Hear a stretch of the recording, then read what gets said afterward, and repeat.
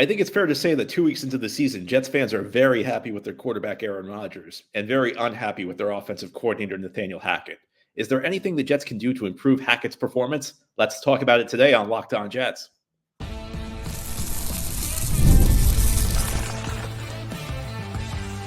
You are Locked On Jets, your daily New York Jets podcast.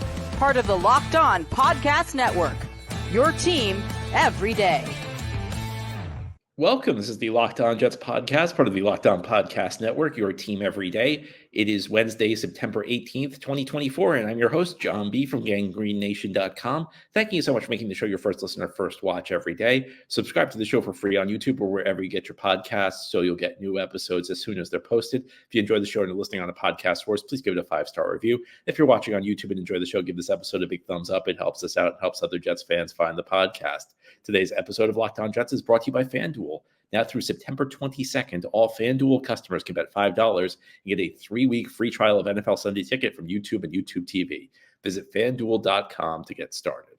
Today we have our weekly mailbag show. Each Wednesday we try and do a mailbag with listener questions. Our first question is about Mr. Popularity, Nathaniel Hackett. John, we know that Hackett does not call great plays, but how much of that is the playbook versus game time decisions? Do teams ever retain old playbooks after they hire a new coordinator?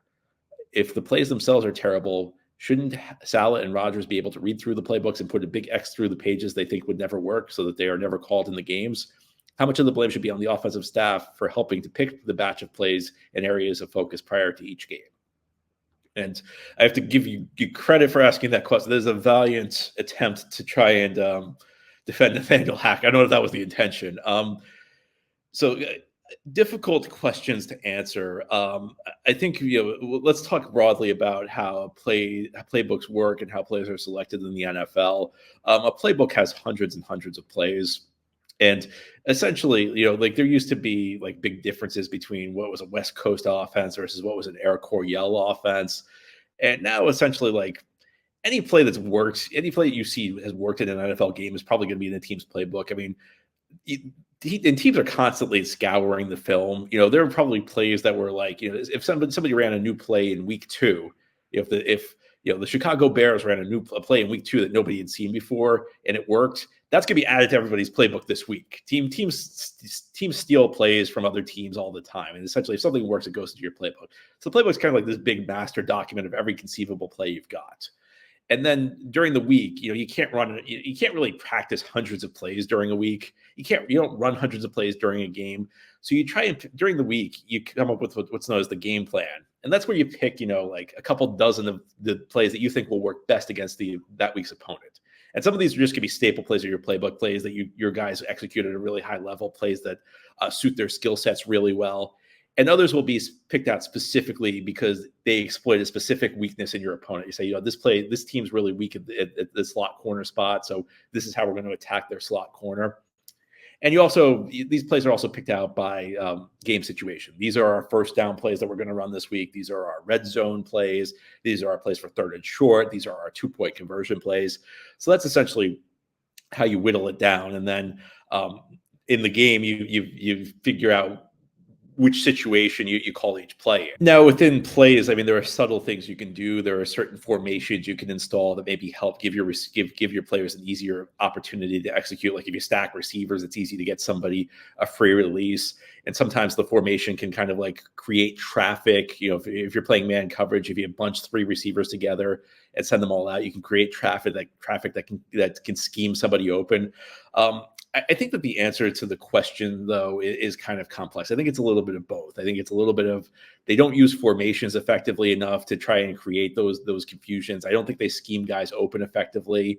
But I think that also situational play calling leaves a lot to be desired. I mean, the San Francisco game, how many times did the Jets run it on first and second down versus, when they could have thrown it on the early down. So I think it's a little bit of both. I think that the Jets plays don't maximize their opportunity. They don't put enough. I always use this phrase. They don't put enough stress on the defense, and like using the formations the way I mentioned is a good example of that. But I think the question speaks to a bigger issue that I complain about a lot with the Jets is that why should Robert Saleh or Aaron Rodgers need to go in and put an X next to a play?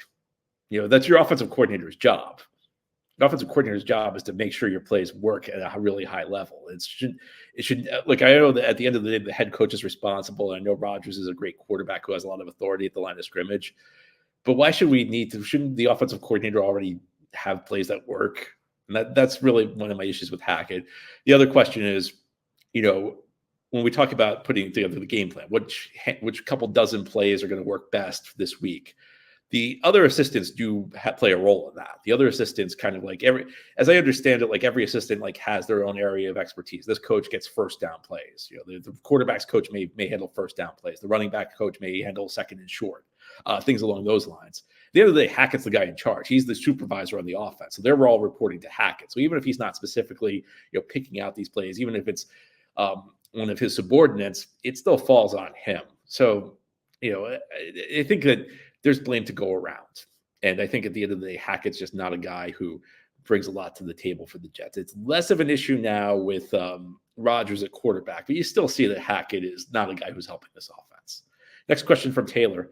Hey, John, as with many Jets fans, I'm happy for the victory last week, yet I am underwhelmed by the pedestrian offense. It reminds me that in the last 2 decades, we've seen maybe 3 or 4 truly dynamic Jets offenses. I'm convinced that our franchise on a fundamental level does not get modern offense and how to develop one. My question, do you believe that when this coaching regime is inevitably turned over, that the team needs to focus heavily on bringing in modern offensive minds in coaching and management? All right, we're getting ahead of ourselves if we're talking about firing the coaching staff. The team's 1-1 right now, and I'm not a big fan of this coaching staff. I don't think in the NFL, I think everybody's obsessed with finding the latest great offensive mind. I don't think you necessarily need a great offensive mind as your coach to have a dynamic offense. You just need a guy who understands modern offense. Like John Harbaugh, the Ravens are usually really high level offense. John Harbaugh is not an offensive coach. Up in Buffalo, Sean McDermott's a defensive coach. They developed Josh Allen pretty well with him. But you need to understand modern offense. And this is one of the frustrations I have with Robert Saleh. Robert Saleh, if you ask Robert Saleh what's his focus on defense, is to prevent the big play, because big plays destroy you. Allowing big plays destroy you.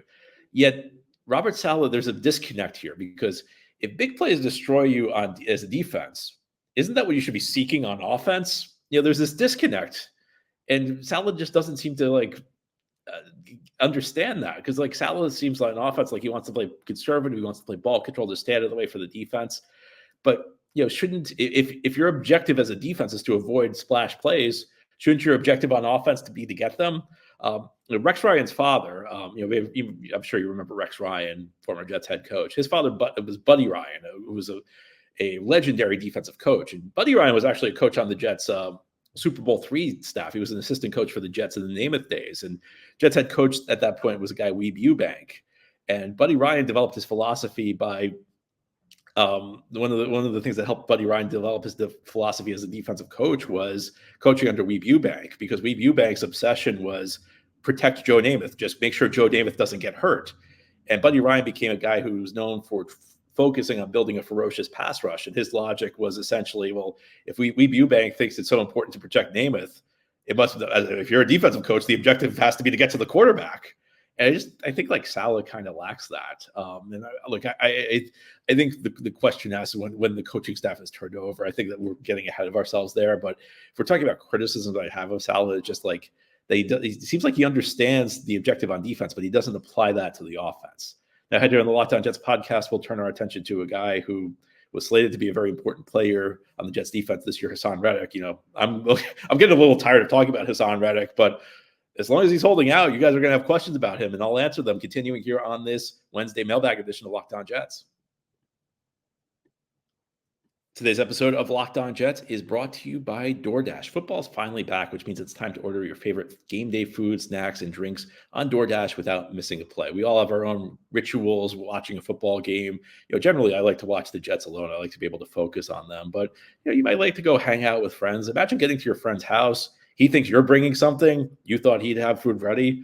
DoorDash is the place to get food on game day or any other time. DoorDash connects you with so many great restaurants in your area. You can get food, drinks. You can get pretty much anything you want on DoorDash. It's a great place to go for your game day meal or for any other sort of meal. And right now, if you use promo code locked And right now, if you use promo code LOCKEDFALL24, you get 50% off up to a $10 value when you spend $15 or more on your first order. Limited time offer, terms apply. Promo is not valid for orders containing alcohol. DoorDash, your door to game day greatness, your door to more. Download the DoorDash app now to order your game day favorites. Must be 21 or older to order alcohol. Drink responsibly. Alcohol only available in select markets. Today's episode of Locked On Jets is also brought to you by FanDuel. You've heard me talk a lot about FanDuel, America's #1 sports book. Well, right now we have something a little different for you. Now through September 22nd, all FanDuel customers can bet $5, get a 3-week free trial of NFL Sunday Ticket from YouTube or YouTube TV. Then with a YouTube TV base plan, you'll be able to watch every regular season Sunday afternoon out-of-market game. All you need is a Google account and a current form of payment, and you can cancel anytime. Now, of course, the Jets are playing Thursday Night Football this week, so Sunday's kind of open. Do you want to depend on your local Fox or CBS affiliate to show the game you want? Just get the NFL Sunday Ticket on YouTube and YouTube TV and watch whatever game you want. If you're an out-of-market Jets fan, well, Jets don't play on primetime every week. You'll need NFL Sunday Ticket to be able to watch them every single week. You don't want to depend on Fox or CBS to have to show you the Jets every week if you don't live in the New York area. And right now, Jets, 6.5-point favorites over the Patriots on FanDuel. $5 bet and a 3-week free trial of NFL Sunday Ticket comes from YouTube and YouTube TV. Just visit FanDuel.com, America's #1 sportsbook. Thank you so much for making Locked On Jets your first listener, first watch every day. Big shout out to you everydayers. This is a daily podcast covering the New York Jets. We have new episodes each day through the week, Monday through Friday. Our next question is on Hassan Reddick. Do you think Woody is involved in the Reddick situation? You've pointed out before how the issues getting rookie signed have been consistent under multiple GMs. And I wonder if this is the same issue. It doesn't excuse the poor process behind the trade, but if Woody is holding it up, he seems much more likely to panic and cave than Douglas, who has generally been pretty fixed on valuations. Maybe, but I think the bigger issue, as you mentioned, is just like how we got here. And I think a lot of this is, when we talk about Joe Douglas, I think a lot of this is, and this is true, it's true of like most of us, it's true of me. Sometimes when you think you've like really made a genius move, and not necessarily in football, but just in life, sometimes you think you've hit a grand slam with a decision. It doesn't work out that way. It can be difficult to admit that. And I think like Douglas thought he really hit one out of the park by getting Reddick, and it's not working out that way. And like he did a press conference before the start of the regular season, and I thought he came off very defensive, where he said like I wouldn't have done anything differently, which I don't really believe him when he says that. I just think like they thought they got him, and they thought this was going to work out well. I think they thought they really pulled off a coup by getting Reddick for a 3rd-round pick, and they didn't think they need to extend his contract. And we've talked about this a lot. When you trade for a player like Reddick, like I'm not saying you have to like reach an extension every time you trade for a player, but for a player like Reddick, who's such a high-profile player, who's in the last year of his current deal, and who made a lot of noise about wanting a new contract. I mean, there were reports out that there were other teams that checked in on Reddick with Philadelphia, and once they found out his contract demands, they said, we're not trading for this guy. Like clearly there was a difference between what Reddick thinks he's worth and what the Jets think he's worth, and that's really the heart of this. But I'm not really that interested in the PR angle of this, where the Jets are trying to say like Reddick promised he'd come and play. Well, you know what? Even if that's true, this is a guy on his 4th team. This is not a guy with any loyalty to the Jets. And this is one of the dangers. We talk a lot about this on the show. One of the dangers about just chasing these huge names from other teams rather than, focusing on building your team up through homegrown talent is that, the most charitable case I can come up with for the Jets is that Reddick gave them full assurances I'm okay, and then, backed out of the deal. But that's the challenge that, that's one of the risks of dealing with guys like this who don't have any loyalty to you. Trying to bring in these big names. The other aspect of this, like, I don't get is I really don't understand the idea of trading a 3rd-round pick for a guy who's a 1-year rental. That seems like a very shaky use of resource allocation. I mean, I guess you could say maybe they thought like they get a compensatory pick back in return for Reddick, but the thing about that is you need to lose more than you gain in free agency to get a compensatory pick. And the Jets have been very clear that this Aaron Rodgers thing, they wanted to go on for more than 1 year. So you're telling me like entering next year with Rodgers, as you continue to try and build around him, you're going to lose more than you gain. You're going to lose more than you gain. That's going to be part of your strategy. It wasn't part of the strategy this year with Huff.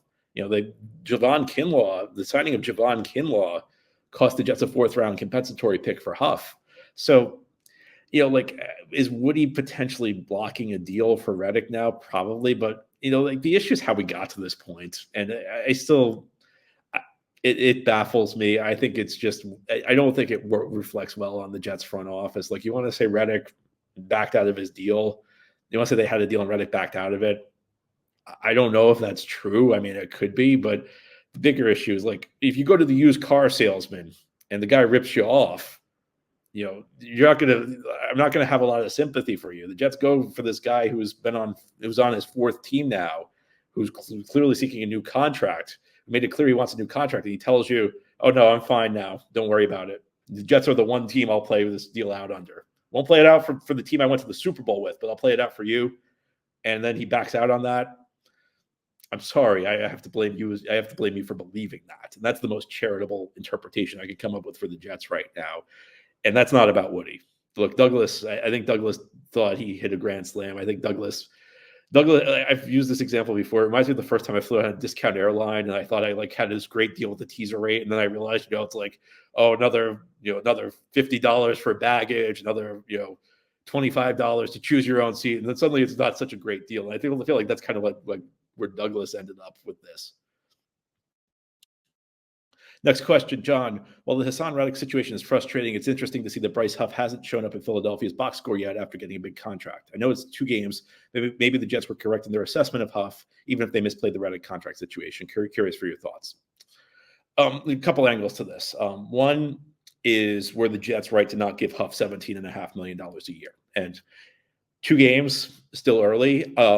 If Huff continues to not produce, then the answer would be yes. The Jets made the right move in letting him go after it got to that point. But we talked about over the last year and a half. This is a point that I've raised a lot.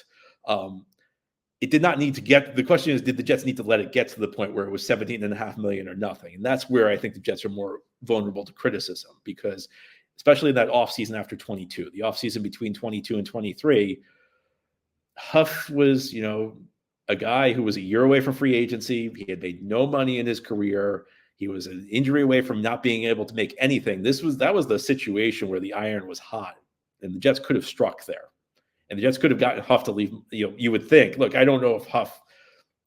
Maybe Huff was just determined to go to free agency. Maybe Huff was willing to bet on himself. That's possible, but we'll never know, because the Jets showed no interest in reaching a new long-term contract with him. And they could have gotten, I think that there's a very good chance they could have gotten him for, 40 cents on the dollar. If they could have gotten Huff for, $6, $7, $8 million a year, between 22 and 23, they didn't even try and do it. And there was every reason to believe Huff would have been amenable to that, because, first of all, he didn't have 10 sacks yet. He didn't have that 10-sack season until 23. So his at that point, his asking price could not have been as high. But second of all, again, he had made no money. It was a year away from free agency, and he was an injury away from never being able to make that money that sets his family up for life. So I think, you could say, fine, the Jets, at this point, 2 games in, I think the Jets are looking pretty good for not giving him the $17.5 million. But I still don't. The bigger issue with Huff, which we talked about a lot, is that I don't think it should have gotten to that point. Or at least the Jets did nothing to prevent it from getting to that point. And the other issue is that they let him go for nothing. They didn't trade him at the deadline last year, and then the Kinlaw signing, and you talk about a lot of the guys they signed, but Kinlaw is the one that sticks out to me, because that was always a signing that's very high risk signing, and we'll see. Maybe Kinlaw bounces back after 2 games where he hasn't been that great, but Kinlaw that cost you a 4th-round compensatory pick. So yes, in terms of, maybe they were right to not give him the $17.5 million. We'll see about that going forward. But I don't think they had to let it get there. They did nothing. It's conceivable they could have locked Huff up for much cheaper, in the time before that. And then maybe you don't make the Reddick trade. And at the very least, letting him go and getting no compensation for return, I think that's tough to defend. Now, here on the Locked On Jets podcast, we'll turn our attention to the run defense. That's not an area where Huff would help, not an area where Reddick would help all that much. Reddick's not a bad run defender, but it's an area where it's going to be on the spotlight this week, as the Jets face an opponent with a strong run game.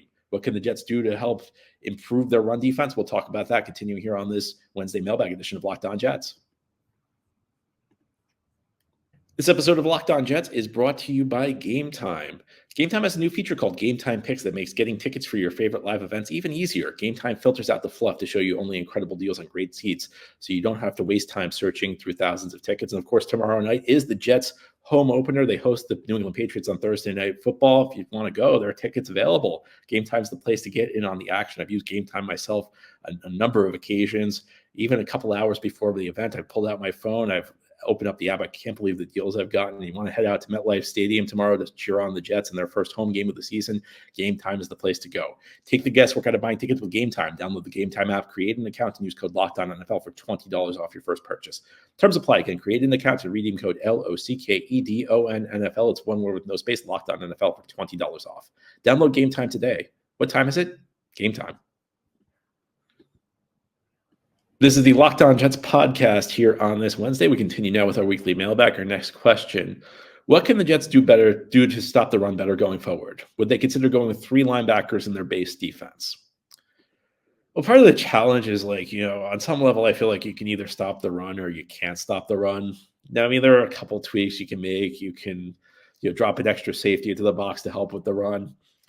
You can call more run blitzes, which essentially it's what it sounds like. You're blitzing, but it's against the run.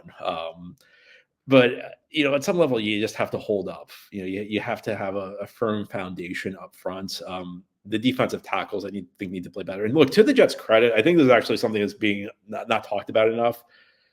They got gashed in the early stages of that game against Tennessee, but after after the first quarter and a half or so, they started holding up pretty well against the run. Now, if you look at the stats of the game, it doesn't look that impressive. The Titans ran for a bunch of yards, and the yards per carry total was high. But first of all, they got off to a great start. But second of all, Will Levis's scrambles kind of skew those numbers because those count as rushing attempts and those count as rushing yards. If you look at how the Jets did against the running backs, they actually held up pretty well. And I think a lot of it goes to the linebackers. Quincy Williams had an outstanding game. I thought Javian Sherwood also played really well when CJ Mosley went down. You can't really change the personnel you use on defense is really dictated by the offense. You can't really run a 3 linebacker look against most teams in the NFL because most teams are running 3 wide receiver sets on offense. So if you have 3 linebackers, if you do the math, essentially, we in the interest of time, we won't do the math, but you can just trust me on this. If you play 3 linebackers against 3 receivers, that means you're going to end up with a linebacker covering a wide receiver, which is not what you want. So you can only play 3 linebackers if the other team plays either 2 backs or 2 tight ends. That's just the way the math works out. But on some level, you just have to hold up well. And the Jets got great linebacker play. I'd like to see this defensive tackle position play better, though. I think the Jets' defensive tackles are too easily moved. When I'm critical of Kinlaw, I'm especially critical of his run defense because I see him get pushed around too frequently in the run game. But on some level, they just have to do it. They just have to win their assignments.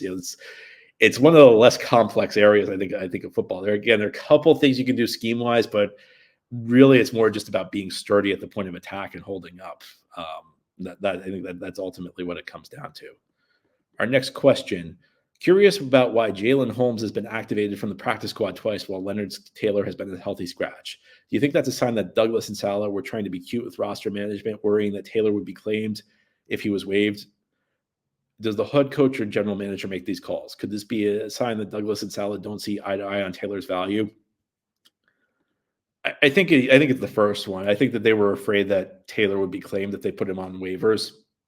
I think that they were much more confident they could get Jalen Holmes to the practice squad, and I think that they thought if they tried to sneak Taylor onto the practice squad, some other team would claim him. I think it's that simple. And I think that we overestimate the danger of an undrafted free agent, even a guy who had a great preseason like Taylor getting claims. Most of the time, a guy's an undrafted free agent because other teams don't value them that highly, and a couple preseason games aren't really going to change their view on that. I think it's that simple. I think my bigger question is why Taylor isn't getting more playing time because, in the preseason, Braden McGregor had that big game against the Giants, and Braden McGregor looked really good. But I watched Braden McGregor and I said, that guy is not going to play well once the regular season starts. This is a kid who, needs some seasoning. He needs to work on his technique. you knew that Braden McGregor is going to be a problem. That's not a knock on McGregor. It's just, the reality. He could be a good player down the line, but he wasn't going to succeed. He doesn't have the technique yet. I thought I saw Leonard Taylor win with technique. And that's the difference. The reason I talk about technique is that, in the NFL, everybody's big, everybody's fast, everybody's athletic. In college, not everybody is. You can dominate just by being physically better than somebody. You can be bigger or stronger or more athletic or faster in college, and you can win not just on that. The NFL, everybody's a great athlete, so you have to be able to beat them technically. McGregor can't do that at this point. Maybe he can. Maybe he'll be able to one day. It's going to be a struggle right now. Taylor, I thought, was winning with technique, so I actually think Taylor. Look, I don't see him in practice every day. Based on what I saw, though, in the exhibition season, it did seem to me like Taylor has a shot to actually be a solid rotational guy right now. And with the Jets' defensive tackle position, not looking so great through 2 weeks, I would like to see Taylor get a few snaps to see what he can do in there, because I think he's a guy who, I don't want to go overboard talking about how good he's going to be right now, but it seems like a guy who can actually hold up and maybe do some things in a rotation. And let's finish with the easiest question, not just of the day, not just of the week, but of the year. Was this Aaron Rodgers' first or second win as Jets quarterback for the record? I mean, that one's easy. It's his first win. I mean, what are we going to put 4 snaps in the first quarter against Buffalo last year on his record? A great Jets win, one of my favorite Jets wins ever. But, he had no impact in that game. This was his first win. He led the fourth quarter drive. I mean, I don't know, but the game was tough, even in baseball. Even when he left that Buffalo game, it was tied in the first quarter. If a starting pitcher leaves the game in the first inning and it's tied, you don't put that game on his record. This was his first win. That was an easy one. Thank you for that one. Always like to end the show on an easy one. But that's all for today's episode. This has been the Locked On Jets podcast, part of the Locked On Podcast Network. Your team every day is our motto. If you enjoy the show, hit the subscribe button where you're watching or listening so that you'll never miss an episode. If you enjoy the show and listening on the podcast source, please give it a 5-star review. And if you're watching on YouTube and enjoy the show, give this episode a big thumbs up. Helps us out, helps other Jets fans find the podcast. Enjoy your Wednesday, everybody. We'll be back tomorrow to talk Jets Patriots.